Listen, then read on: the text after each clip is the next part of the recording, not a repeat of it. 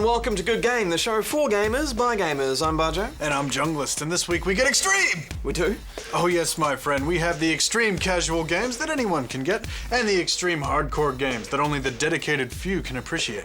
Thanks to being bundled with the Wii Sports became an absolute bestseller and was credited with initiating millions into the wonders of video gaming.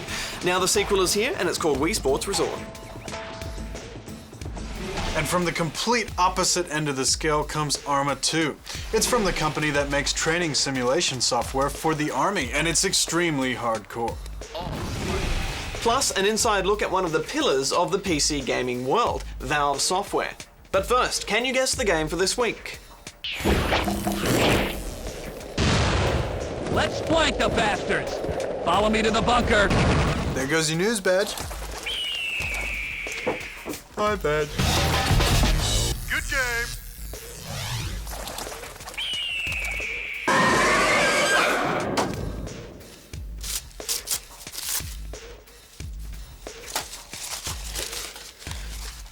One of the most anticipated sequels of 2009 has just turned into one of the most anticipated sequels of 2010, with the announcement this week that 2K Games have delayed the release of BioShock 2. According to reports, the game has been delayed due to development issues in an attempt to make the final game a more compelling gaming experience. In other BioShock news, a fourth development studio have been recruited to work on the game, with the team behind Dark Messiah of Might and Magic, Arcane Studios, joining the project along with the game's main developers 2K Marin and the co-creators of the original BioShock, 2K Australia. Digital Extremes, the developer behind last year's Dark Sector, are also working on the game's multiplayer mode. A few weeks ago, we reported that Michael Jackson's company, MJJ Productions, was working on a new video game starring the King of Pop just prior to his death. It was thought that the game would never see the light of day, but reports are claiming that, according to Market for Computer and Video Games, an MJJ Productions representative has said that he is sure the game will be released. The game, which has already been in production for months, will feature dialogue that was recorded by Jackson before he died, and will feature many of the star's greatest hits. The MechWarrior series has been dormant since the early 2000s, but news broke this week that confirms the popular giant robot piloting series is on its way back. Canadian game developer Piranha Games have revealed the new MechWarrior game with a new trailer, and have promised that the new game will be a fresh start that will totally reboot the series. Enemy forces have overrun the palace! My God! The new MechWarrior is in development for both PC and Xbox 360, and no release date has been revealed as yet.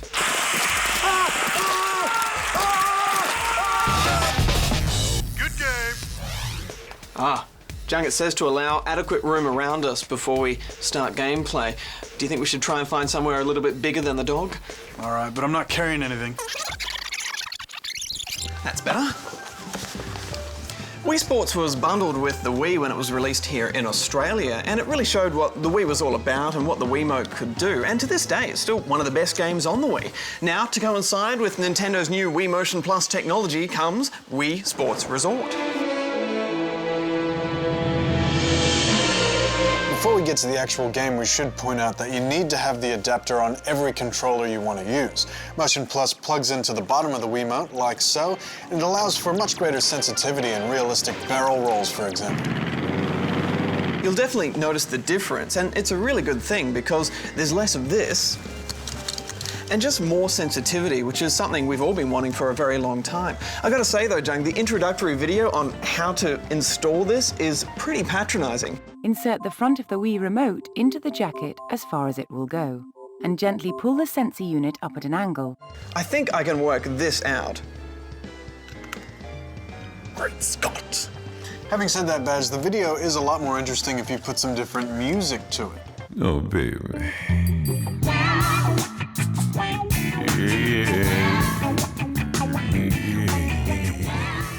Wii Sports Resort is broken up into a whole bunch of mini games, some of which have unlockable modes on top of that, and some of them really are worth unlocking, such as our easy favorite, the sword fighting game.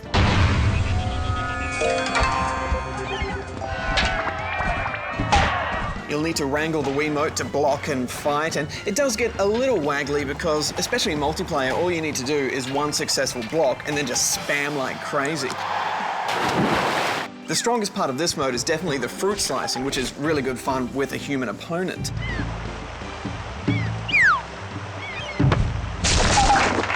We also quite like golf and the skydiving.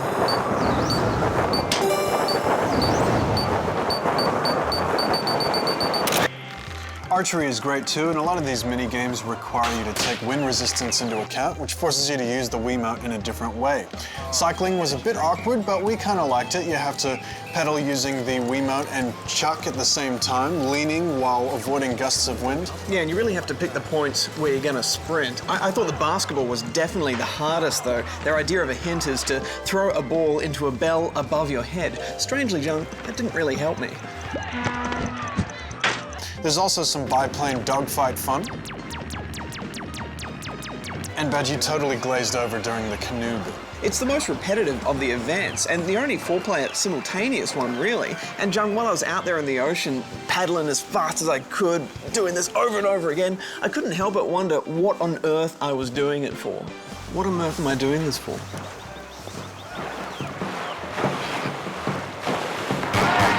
Resort is a good game to pull out with the unenlightened in your life, but its biggest criticism is that it's littered with games that kind of pretend to be four-player multiplayer games, but they're not really. They're hot seat games where you have to pass the controller at the end of it, and that, in our eyes, is a bit of a fail.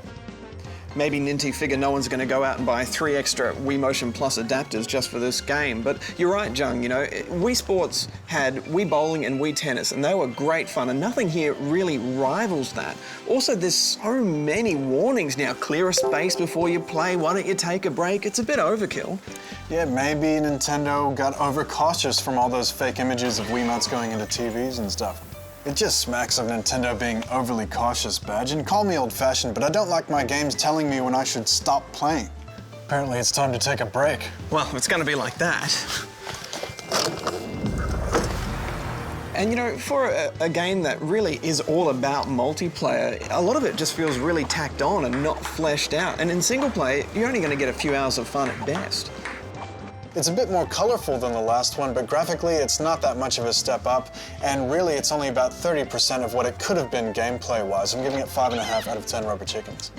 Wii Motion Plus is fantastic, but they've implemented it in a really simple way, and they should have taken this much, much further. I would have much rather had less events with more depth to them, Jung. I'm giving it 5 out of 10 rubber chickens. It's so good to have all this room to game, Jung.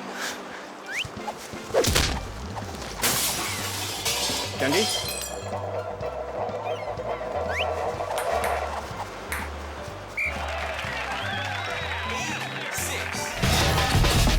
Good game.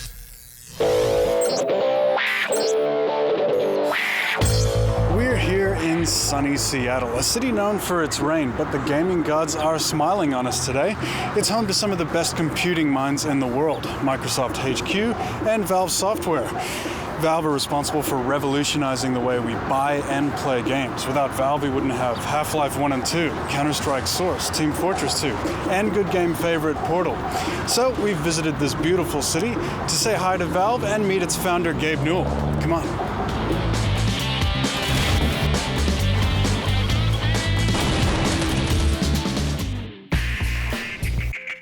Well, here we are at Valve in Seattle to meet Gabe Newell, and this is his office. Why am I sitting at his desk? Because he's not here. That's right, from Sydney to Seattle to meet Gabe Newell, and no Gabe Newell, but we have been promised some time with him at E3, and luckily all the other key Valve players are here, starting with John Cook, head of Steam development. Here's the valve itself. It was actually a gift from Gabe's brother after we shipped the first Half-Life. It's not tapped into a man's head. While John was at uni in Melbourne, he and some mates coded up a game called Team Fortress. Tell us how Team Fortress came about. Team Fortress was a mod for the game Quake. One of the cool things about Quake was it had a feature set of mods. It was really easy for people to come in and sort of build their own game on top of this existing game. One of the things we were really interested in was okay, this game Quake, it has a sort of shooter multiplayer, battle against each other, and we really wanted to add a team aspect to that. Your team captured the flag. So we did that, and we actually had our own company for about a year and a half. Turns out that whole running a business thing is pretty difficult for some 20-year-olds. So eventually we hooked up here with Valve, and we just really hit it off. So what sort of feedback mechanisms do you have, and how do you take that on board? We essentially have a Team Fortress 2 playtest internally. Every day we have a playtest just to get more feedback from people inside of Valve. We have game telemetry built in, so we've instrumented in the game how often people play various classes, what kind of weapons they use, at what distance do they typically kill, what kind of maps tend to end in stalemate. It's not the same game that we released. We're really learn lessons, go in, update the game, fix it, make it better for everyone, repeat. What was it like working here around the time that Half-Life 2 was released and everyone was screaming at Steam trying to validate their game? We had some hiccups in the first, 48 hours, I believe it was. Obviously, it would have been better if the launch was smoother, but in hindsight, we definitely made the right bet. Jason Holtman runs the business end of things at Steam.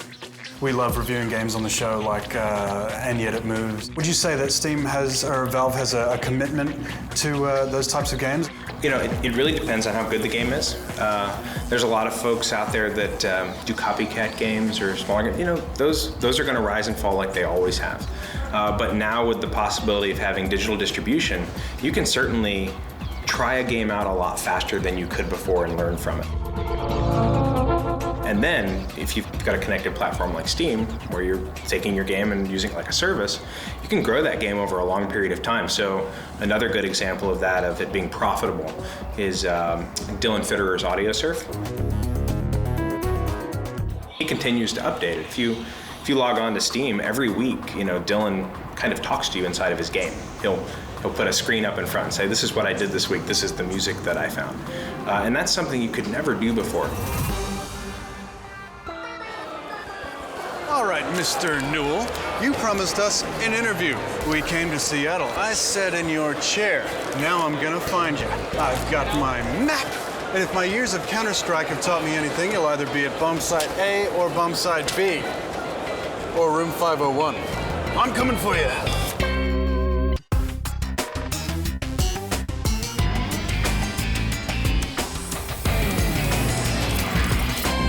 Gabe Newell, thanks for joining us on Good Game. Hello. You had a very successful career at Microsoft. Was it scary breaking away from that and making the switch to video gaming? It was, because, it's sort of absurd. Mike's background and my background were very much in operating systems and productivity software.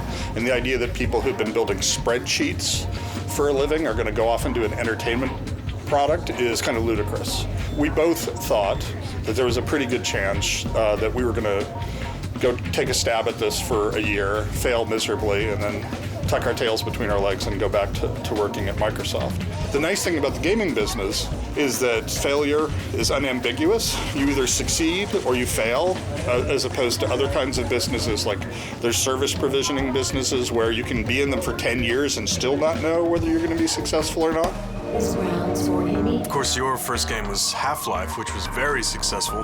What was the key to that? I think that trying to think like a fan is a super valuable thing to any game developer. Don't think about it in terms of constraints or budgets or what management somewhere is thinking, but approach the problem of, if I'm a fan and I hear about this, that gets me really fired up and excited. That's that's a valuable tool in approaching this business. And why are they wearing science uniforms? What's Valve's take on piracy?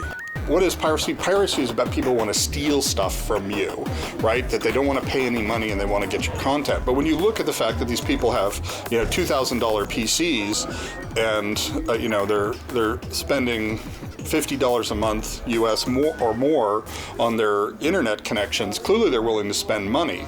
So from our point of view, what we saw more and more is that piracy is a result of bad service on the part of game companies. So an example where that was really clear is Russia, right? Everybody in the United States knows that Russians are pirates, right? So there's no point in localizing your game. There's no point in making your product available in Russia, because all they'll do is pirate it.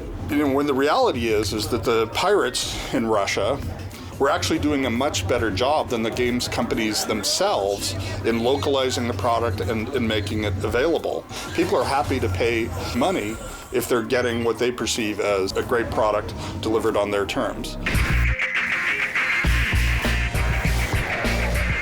Is there a dilemma with being both the developer and publisher of your games? What we stick to is not thinking about, are we a developer or a publisher? We think of ourselves, we're building tools that are useful to ourselves and to other people. One of the areas that I personally am super interested in right now is how we can do financing from the community. So right now what typically happens is you have this budget, it needs to be huge. It has to be $10 million to $30 million. It has to all be available at the beginning of the project. And then there's a huge amount of risk associated with those dollars, so all the game decisions have to be incredibly conservative. And what I think would be much better is if the community could finance the games. In other words, hey, I really like this idea that you have, and I'll be an early investor in that. In venture capital, there's this concept that your best investors are your customers because they have secondary gain. If you're successful, they not only want a return on their money, but they're incredibly happy if you actually make a great game that they get to play. It'd be really great if we could evolve Steam in a way that made it possible so that a developer could say, if you want this game to start moving forward, here's the sort of seed round where people can sort of opt in and say, I'll pay $30 and then I own a piece of this game going forward. I think that it'd be really valuable to figure out the infrastructure and legal issues and financial issues that allow community-based funding rather than publisher or bank-based funding to occur. How did you feel when you went all the way to Seattle and Gabe was totally AFK? Oh man, we were a bit miffed, to be honest, to be completely honest, but then he made good. At E3, he gave us over an hour of his time and people were banging on the door and he said, you can have as much time as you need, so he made good. And you can see that full interview on our website. Oh, that's heavy.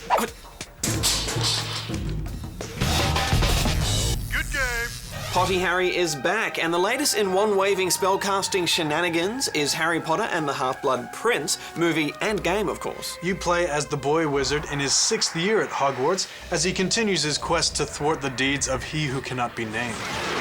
Ah! Bloody hell! Hey, Harry. Hi, Ginny. Harry, you've been chosen. You're Gryffindor Quidditch captain. I knew you'd get it. These games have a very specific audience in mind, and that's the fans of the books and the movies, and let's face it, Jung, that's most of the world, really. The game stays very true to the Potter world, from the school grounds to Hogsmeade, to the Burrow to Diagon Alley. All of these locations are spot on. Bedge, that's all well and good, but what about gameplay? Oh, it's just under an invisibility cloak, Jung. I found myself running from cutscene to cutscene because the actual playing wasn't much more than a couple mini-games that acted as time fillers. Yeah, making potions is pretty pointless. You use the Wiimote to stir and mix and add ingredients, but it doesn't really add anything to the game.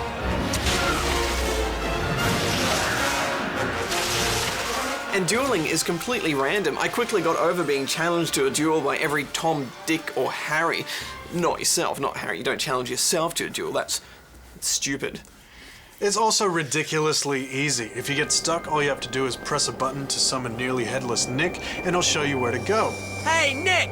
If I were you, I'd run along to the entrance hall courtyard. Just talk to the gargoyle, he'll let you in to see Dumbledore. Once you get there, guess what? Another cutscene, including some of the most awkward scenes of teen romance I've ever had to endure. Ron and Hermione should be around here somewhere.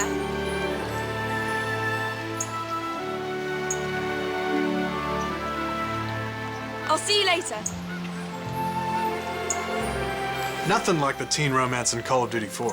First of all, stop referencing Call of Duty 4, and second of all, what? I like to keep this for close encounters. Well, despite its flaws, I think that Harry Potter fans will look past all that just to, be in a universe that they know and love so well. We reviewed the Wii version, and the controls were good. You can switch the Wiimote around like a real wand, and that's every Potter fan's fantasy. Yeah, well, if I wanted to relive the movie, I'd go to the cinema. And when I get a video game, I expect game. And you would hope with a franchise as big as this, they'd treat it with more love. I'm giving it 4 out of 10 rubber chickens.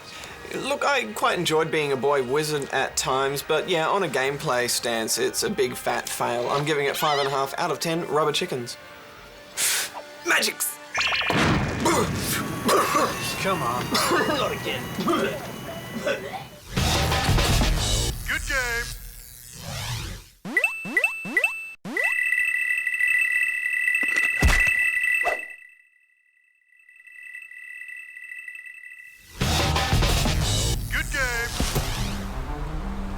Now, Jung, I think it's time we visit the opposite end of the spectrum after Wii Sports Resort with one of the most heavy-duty games ever, ARMA II. That's right. There once was a time when games like Counter-Strike represented realism. Nowadays, this seems ridiculous for a game where you can take a magnum bullet to the leg and still run at full speed. But you have to remember, this was off the back of games like Quake, where you could take a rocket to the head and still run at full speed. Nowadays, there's a whole new realism, and leading the way is Bohemia Interactive, makers of the original Operation Flashpoint, and whose Australian branch make training programs for the local and US Army. I think I'm on fire. Yeah, I'm on fire. Definitely in a bit of trouble.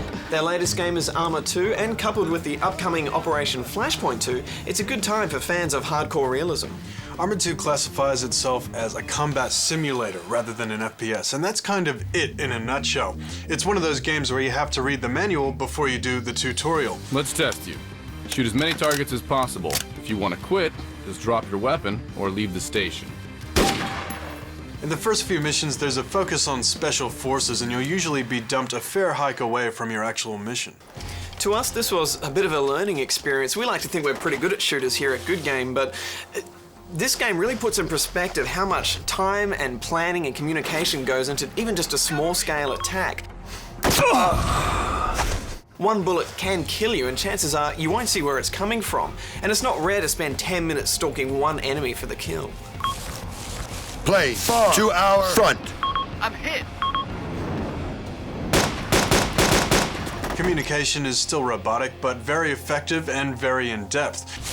To engage that soldier. This is I'm the new actual. Squad mates are much more reliable than in other games, but every now and then they'll still do something stupid, like go prone in the middle of a road near an MG. In parts of the game, you'll take direct control of your squad mates as well as giving them orders. Driver, get in that car. Roger. And you'll use this to plan attacks, together with tricks like attacking with the sun behind you to reduce your enemy's visibility. Even later on, you'll use the map to command several squads. Move 500 meters to our left. Understood. You'll also be controlling armor, piloting in the air, and parachute dropping, but most of your time will be spent planning that all-important first shot, which isn't so easy when bullet drop and travel time are in the equation. Yeah, it's hard to get used to, you know. Games like Call of Duty, they pick those kind of realism moments and then stylize it. At this distance, you'll also have to take the Coriolis effect into account. Ooh, the Coriolis effect. Target down. Yeah, and that way it's great that games like ARMA exist. You know, they're kind of the pioneers in figuring out how to represent real combat with game mechanics and interface. You'll also be forced to make some hard decisions on the fly. I'm not sure, Miles. Come on, Coops. You can see the situation clearly. You've got to make this call. Is there any chance you can manually detonate without risking civilian casualties? Moral choices in games are so hot right now, but as we've seen with games like Space Siege and Bioshock, unless they have a meaningful consequence and reflect somehow in the game's mechanics in a meaningful way, no one really cares. Yeah, you know, I haven't met one person that actually cared about Bioshock's little sisters. It got me thinking, why did I care so much about the moral choices in ARMA II? I couldn't quite put my finger on it, but when I came across a huddled figure who told me she'd just been raped and tortured, I actually gave a crap. Miles, they're abusing a female prisoner here. Copy. What's the situation, Marine? Think you can extract them? Of course, I didn't know at the time that these people would help me in return. Můžete mi na mapě označit to místo? Já myslím, zkusím to. Díky, Cooper, jsem v pořádku. Běžte. Get back! Evidence like this helps High Command justify your involvement in the region. But at first glance, game-wise, escorting civilians like this is just extra work. So what's so special about ARMA's moral choices that made me want to do the right thing every time? Well, let's put it into context. It might take you about 20 minutes of sneaking around to get to this point, so if you're not in the moment by then, you've probably stopped playing. This sort of ultra-realism, ultra-punishing gameplay forces intensity on you. There's a lot at stake. I think there's also an element of trust with the designers. I mean, they've spent a good deal of time by this point building up the story, which actually ends up being quite engaging, so you don't mind getting into it. You okay, Marine? Yeah. Yes, sir. I've just never seen anything like it. Jesus Christ. There's a whole lot of dead civilians here. Okay, Marine, get it together. Mark the position and move on to Madison. You okay? Yeah, I got it. On my way. Out. And you could tell that some of the voice acting was done by some Dexter in the studio. The game has its imperfections, but story, they do well. And some of the stuff that's there is there on purpose that'll put most people off, like the way you walk is very clunky, but it is realistic. Other stuff, though, will bug everyone, like the mouse lag that's present no matter how good your computer is, or not being able to finish the tutorial because your trainer bugs out. Graphically, ARMA is not impressive, but that's mainly due to the size of the conflict area, which is impressive. Multiplayer is included, and it features the same slow-paced, calculated ambushes with lots of bots. These realistic war games typically have great communities behind them, full of people willing to make extras for the game. Just like the first, ARMA II has a scenario editor, and I'm sure great things will come from it. Well, Junk, how about we rate this like we did the last ARMA? You from a fan of hardcore realism, and me from a pure fun perspective.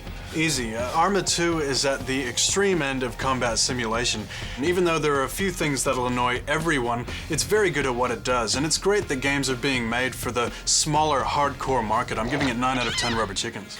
It captures the feel of Special Forces better than the last one, but I think there's a lot of hardcore shooter fans who'll try this and then after a few hours think, no, I'll just go back to Call of Duty. I recommend trying the demo first. I'm giving it 6.5 out of 10 rubber chickens.